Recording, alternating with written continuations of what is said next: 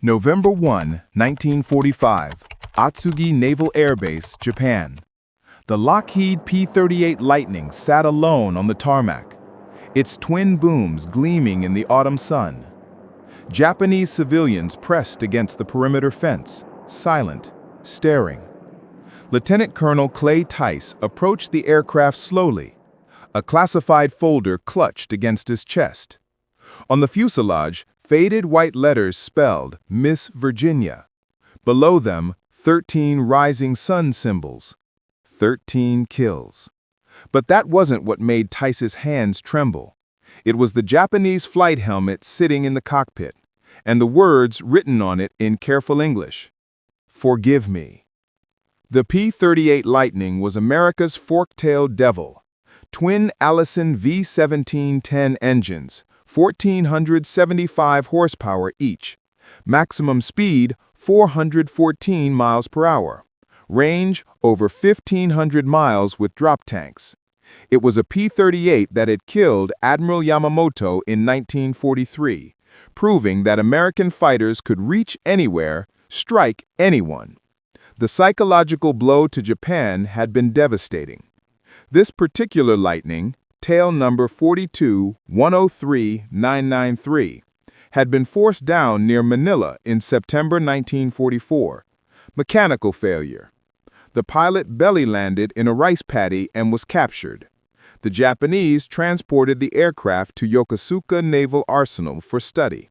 Standard procedure for captured enemy equipment. But 3 days ago, a letter had arrived, hand-delivered by a former Japanese engineer who refused to give his name.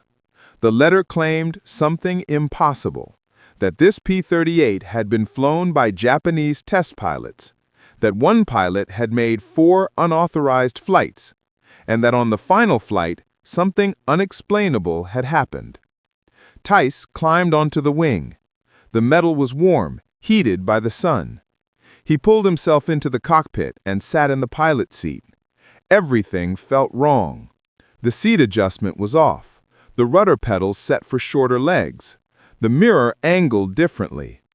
Scratched into the aluminum beside the control stick was Japanese text. Sam Nakamura, his Nisei interpreter, translated from below. It says, altitude 12,000 meters. I saw the curvature, I understood. Dated April 7, 1945. April 7th, the day the battleship Yamato made its suicide run toward Okinawa. The sky had been filled with American aircraft. The idea that a captured P-38 had flown that day was impossible. Japan had no fuel for their own fighters, let alone for testing enemy aircraft. Tice searched the cockpit. Behind the seat, tucked into a bulkhead gap, he found a small notebook.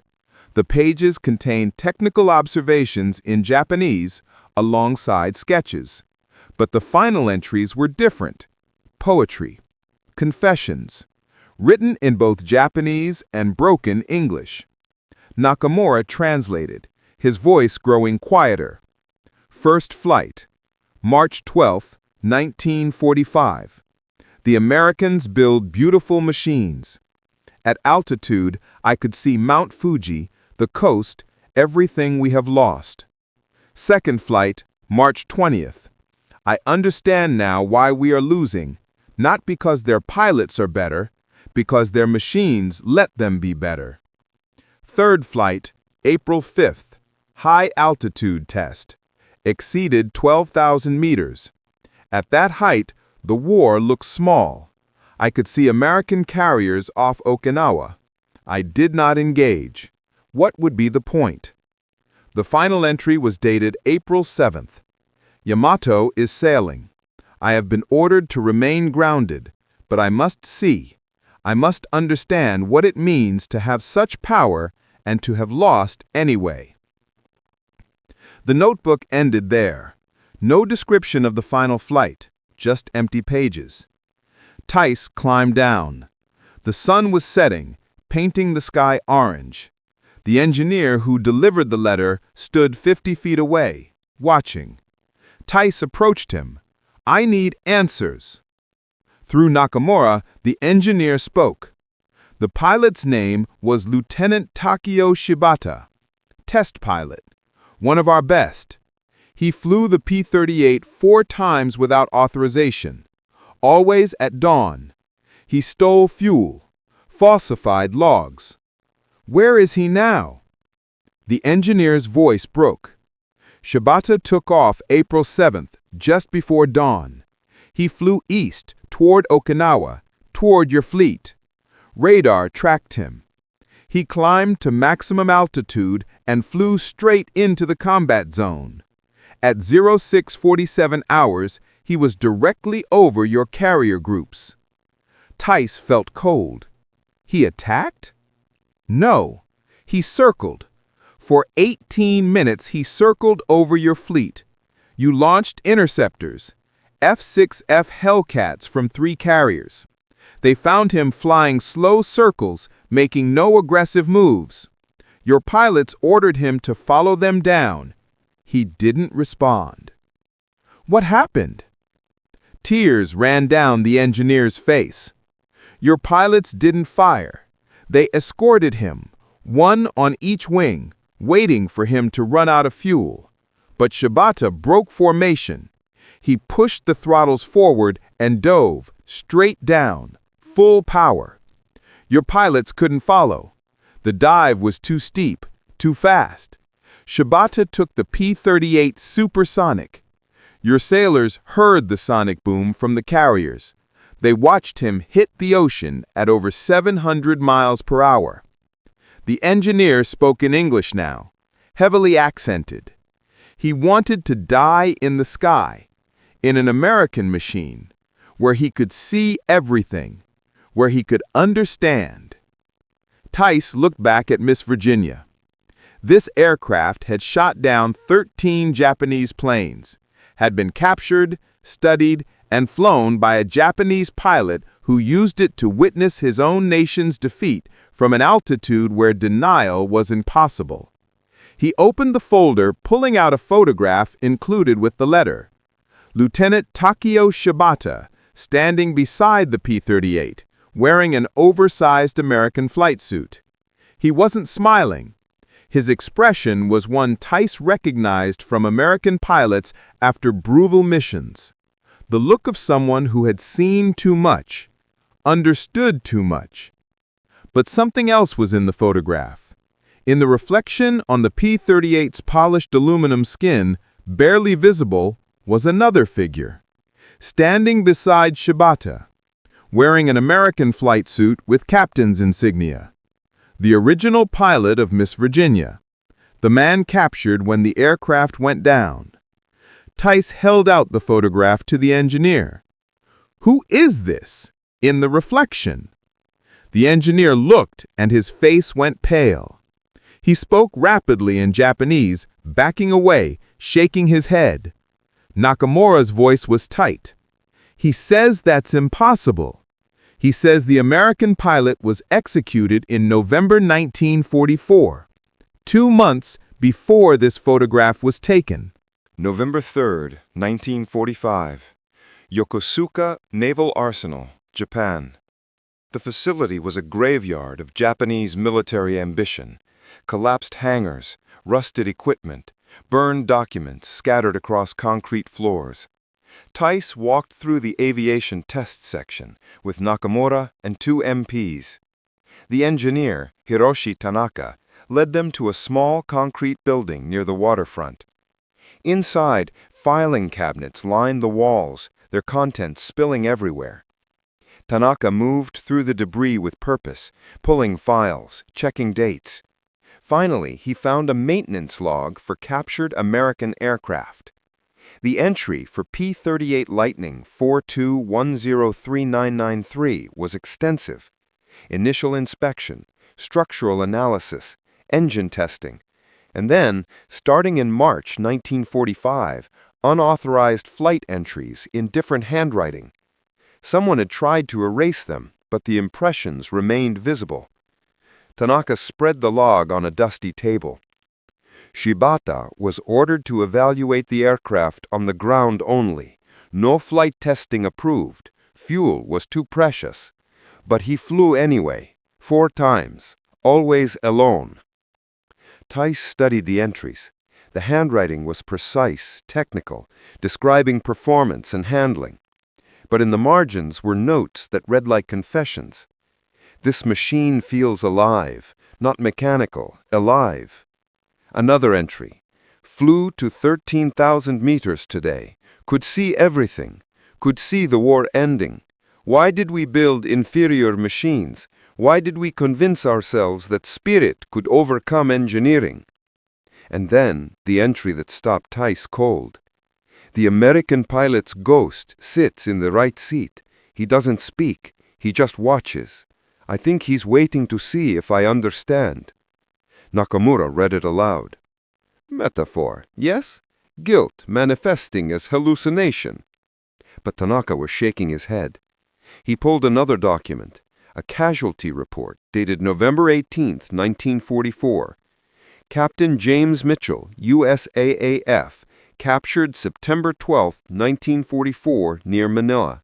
Executed by firing squad November 18, 1944, at Yokosuka Naval Arsenal. Cause: refused to provide technical information about P-38 operational procedures.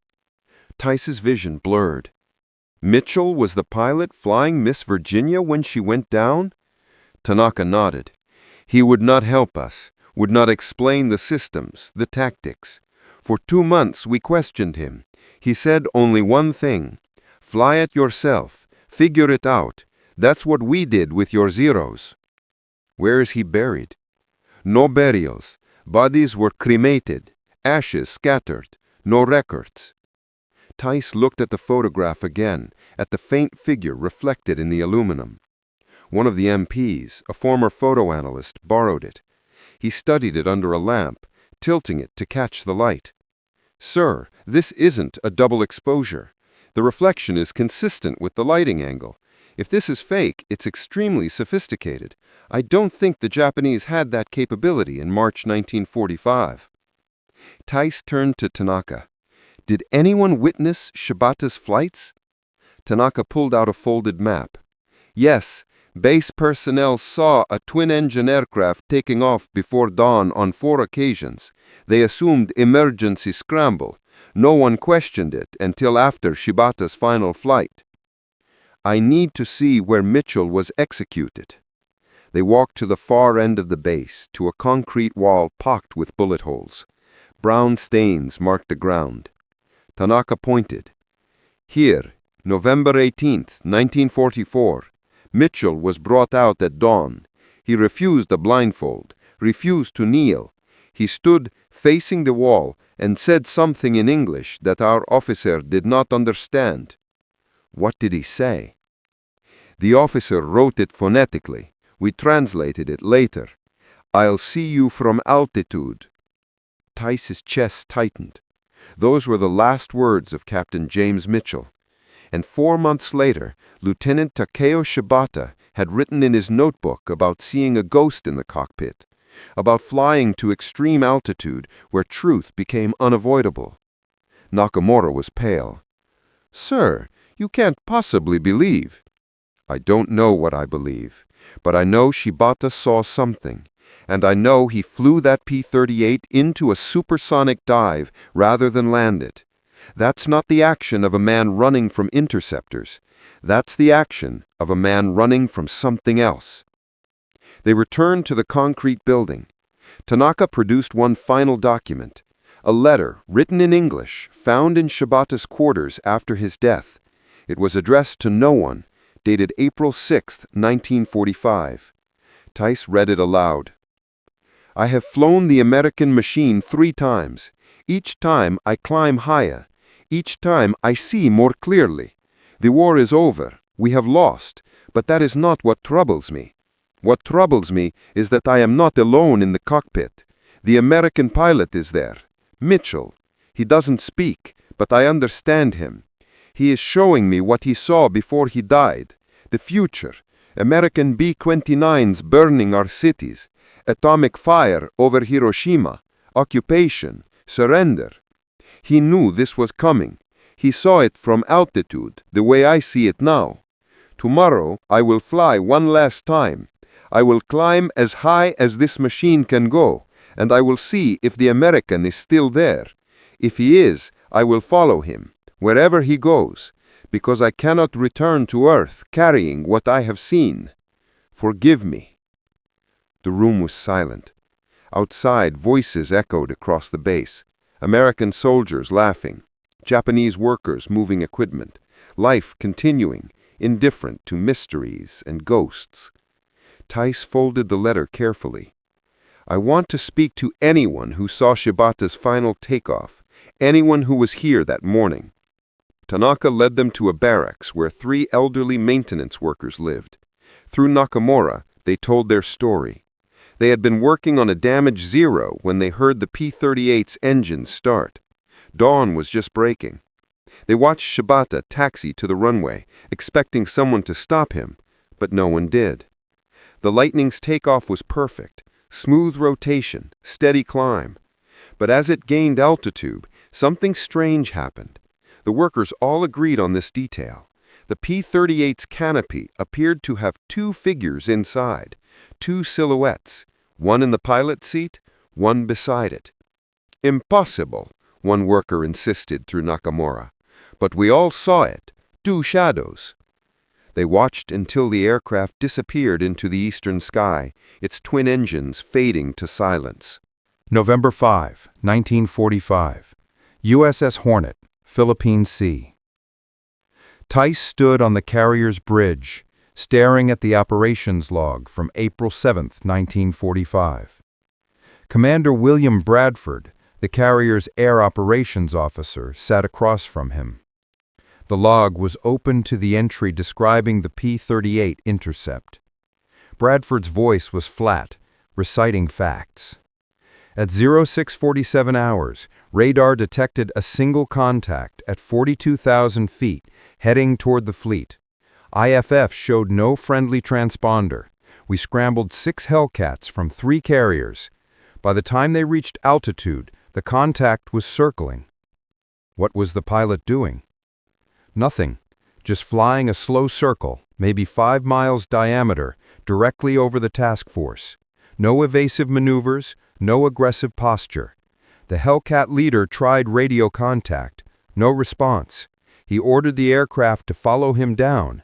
No response. So they just escorted it, waited to see what would happen. For 18 minutes?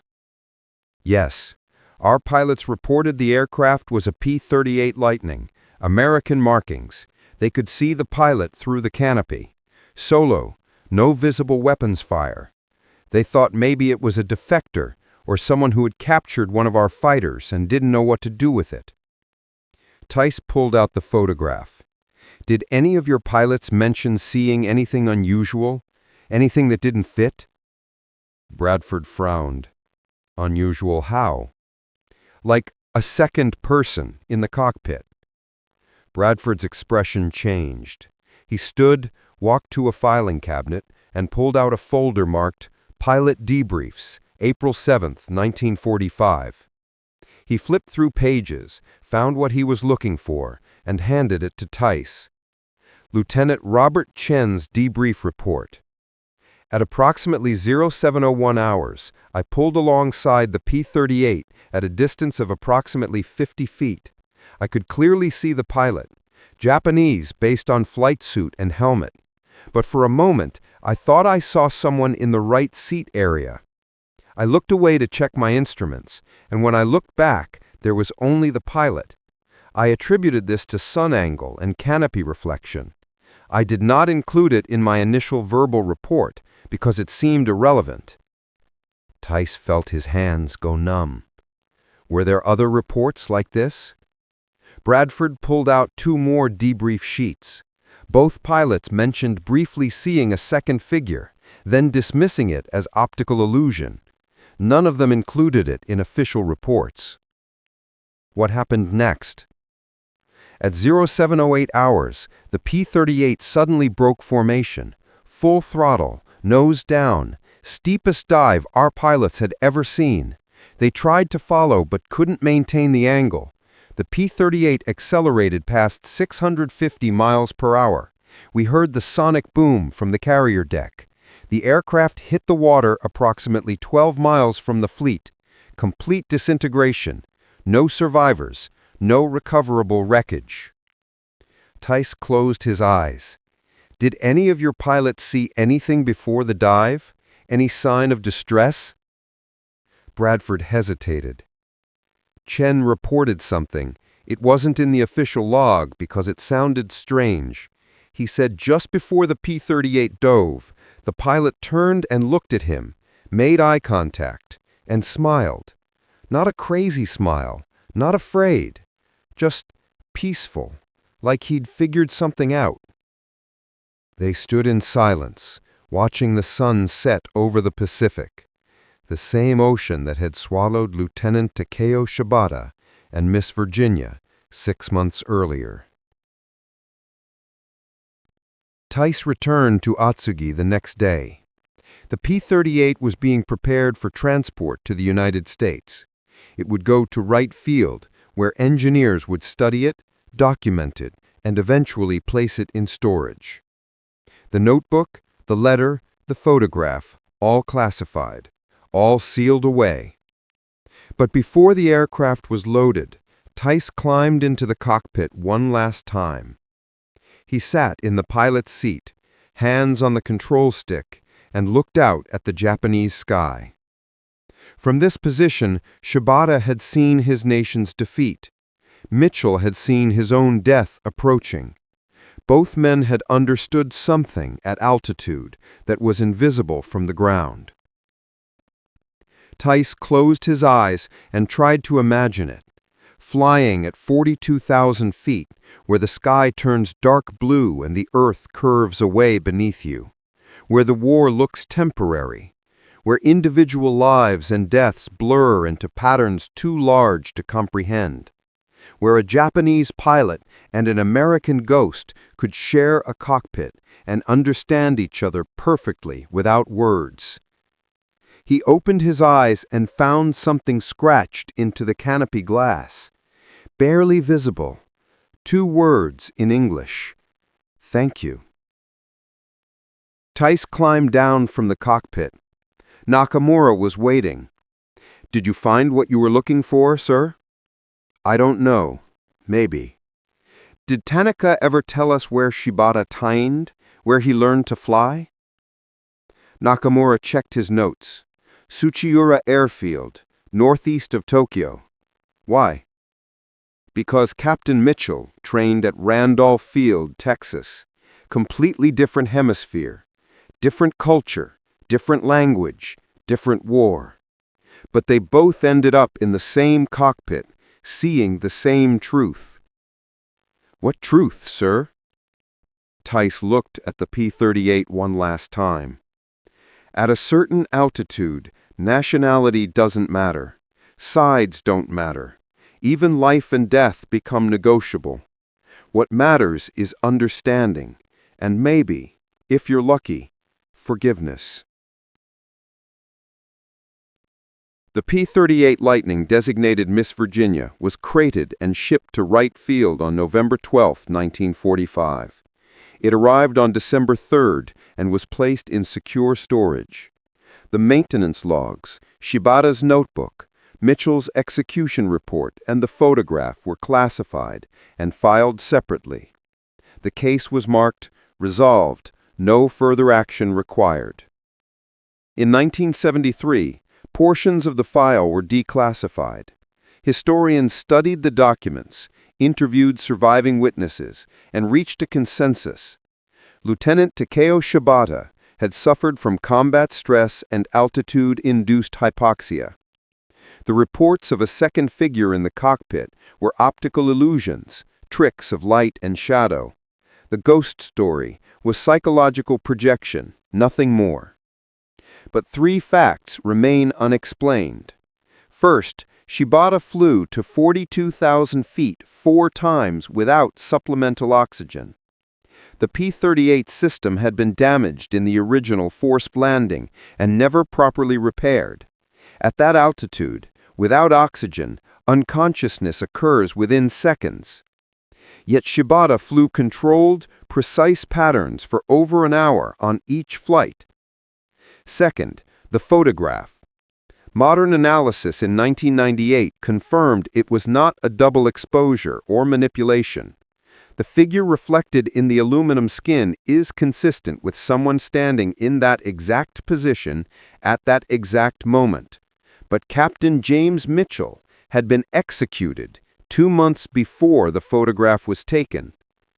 Third, the word scratched into the canopy glass, "Thank you." Handwriting analysis proved they were made by 2 different people, one right-handed, one left-handed. Shibata was right-handed. Mitchell, according to his service records, was left-handed. In 2003, Miss Virginia was finally put on public display at the National Museum of the Pacific War in Fredericksburg, Texas. Visitors walk by it daily, reading placards about its combat record, its capture, its eventual recovery. The placard makes no mention of Lieutenant Takeo Shibata, no mention of Captain James Mitchell, no mention of impossible flights or unexplained photographs. But late at night, when the museum is empty, security guards report something strange. The P-38's aluminum skin sometimes shows reflections that shouldn't be there. 2 figures, standing beside the aircraft, one in an American flight suit, one in Japanese gear, standing together, looking up at the sky. The guards don't report it officially. There's no protocol for ghosts, no forms to fill out, so they just watch and wonder and eventually move on to the next gallery. Because some stories don't have endings. Some mysteries don't get solved. Some truths only exist at altitude, where the air is thin and the sky is black, and 2 enemies can share a cockpit and understand each other perfectly. The lightning that crossed the Pacific carried more than bombs and bullets.